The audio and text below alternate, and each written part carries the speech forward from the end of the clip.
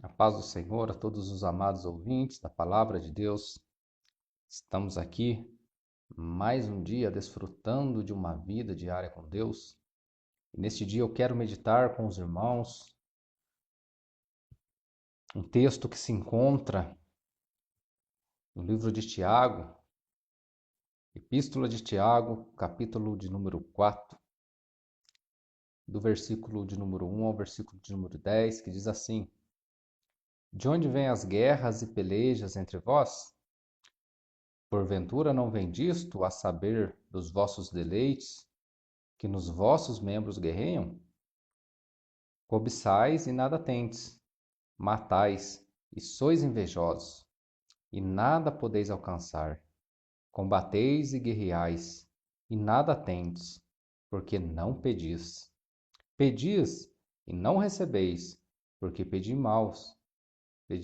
mal, para o gastardes em vossos deleites. Adúlteros e adúlteras, não sabeis vós que a amizade do mundo é inimizade contra Deus? Portanto, qualquer que quiser ser amigo do mundo, constitui-se inimigo de Deus. Ou cuidai vós, que em vão diz a Escritura, o Espírito que em nós habita tem ciúmes? Antes, ele dá maior graça, portanto diz, Deus resiste aos soberbos, mas dá graça aos humildes. Sujeitai-vos, pois, a Deus, resisti ao diabo, e ele fugirá de vós. Chegai-vos a Deus, e ele se chegará a vós. Lavai as mãos, pecadores, e vós de duplo ânimo, purificai os corações. Senti as vossas misérias, lamentai e chorai. Converta-se o vosso riso em pranto, e o vosso gozo em tristeza. Humilhai-vos perante o Senhor, e ele vos exaltará. Meus amados irmãos e ouvintes, Tiago, ao escrever sua epístola, ele traz um caráter muito prático da palavra de Deus. Então, se nós formos ler o livro, a epístola de Tiago, nós vamos perceber que a todo momento Tiago ele traz aplicações práticas para nós, com exemplos, o que torna fácil a compreensão do livro de Tiago. E aqui, o texto em que lemos, ele inicia fazendo uma pergunta: onde vêm as guerras e pelejas entre vós? A inquietação do nosso coração, as nossas pelejas, as nossas lutas, de onde que vem isso? E ele vai explicar. Vem de vós mesmo. Cobiçais e nada tendes. Matais e sois invejosos, e nada podeis alcançar. Combateis e guerreais, e nada tendes, porque não pedis. Então é uma luta. Luta-se, luta-se, luta-se, faz de tudo para conseguir aquilo que deseja e não consegue nada. E ele encerra esse versículo, versículo número 2, falando, porque não pedis.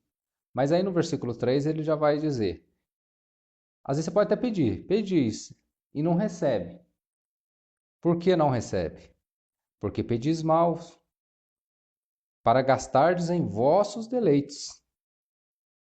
A Bíblia nos diz que se nós pedirmos algo em o nome do Senhor Jesus, não será feito. Mas isso será feito se tiver alinhado com a vontade de Deus para as nossas vidas. E há muitos que acham que simplesmente por ser cristãos, eles podem mandar acontecer. Acham que o mundo gira em torno de si. Então, um cristianismo raso, ele causa muitas vezes no ser humano uma hipocrisia religiosa, de se achar melhor do que o outro. O cristão que foi alcançado pela graça de Deus, ele não é melhor que ninguém. Mas ele apenas reconheceu que é um pecador e que necessita de um Salvador. Eu não sou mais digno da salvação do que aquele que está caído na sarjeta, do que aquele que está na cadeia, aquele que está na prostituição, não. Qual a diferença? A diferença é que eu reconheci que eu sou pecador e eu necessito de um Salvador. E reconhecendo isso agora, então, eu preciso viver de uma maneira diferente, diferente do mundo. Por quê? Ele vai dizer no versículo 4: Adúlteros e adúlteras, não sabeis vós que a amizade com o mundo é inimizade contra Deus? Portanto, qualquer que quiser ser amigo do mundo constitui-se inimigo de Deus. E há muitos que se dizem cristãos, mas se comportam exatamente igual ou até mesmo pior do que as pessoas mundanas. E isso não é um cristianismo verdadeiro. E é por isso que Tiago aqui vai chamar esse grupinho de adúlteros e adúlteras. Por quê? Porque estão traindo o Senhor Deus. Estão cometendo pecado de adultério espiritual, sendo idólatras, adorando a outros deuses, não adorando ao Deus verdadeiro. Então, o cristão, ele não é amigo do mundo. E quando nós dizemos aqui de amigo do mundo, não quer dizer o grupo de pessoas, quer dizer ao sistema mundano, porque o sistema mundano ele se opõe a tudo que é de Deus. O sistema mundano se opõe ao casamento heterossexual, o sistema mundano se opõe à prática da justiça, se opõe à verdade, e a Bíblia é a favor da verdade, da justiça, do casamento heterossexual, é a favor da, da repressão à violência, e o sistema mundano favorece a violência. A Bíblia, ela é a favor da vida, mas o sistema mundano quer liberação de aborto.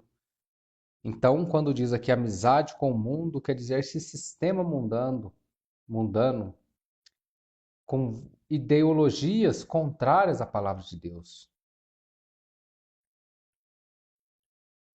Então ele vai dizer, no versículo número 8, chegai-vos a Deus e ele chegará a vós, lavai as mãos pecadores, e vós de duplo ânimo, purificai o vosso coração.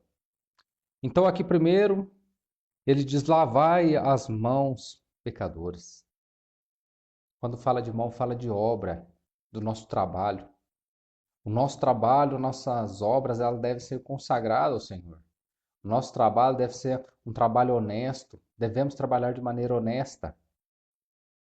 E há muitos com aquele famoso jeitinho brasileiro, corrompendo daqui, corrompendo dali, é barganha daqui, é barganha dali, é propina daqui, propina dali. Isso não agrada a Deus. É por isso que ele diz: lavai as mãos, pecadores.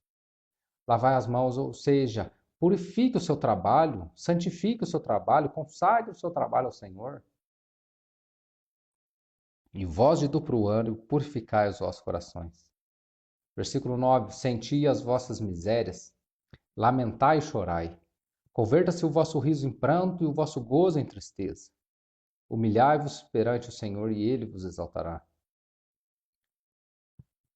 Muitas das vezes vemos que as reuniões cristãs têm se tornado cada vez mais apenas um entretenimento para o ser humano.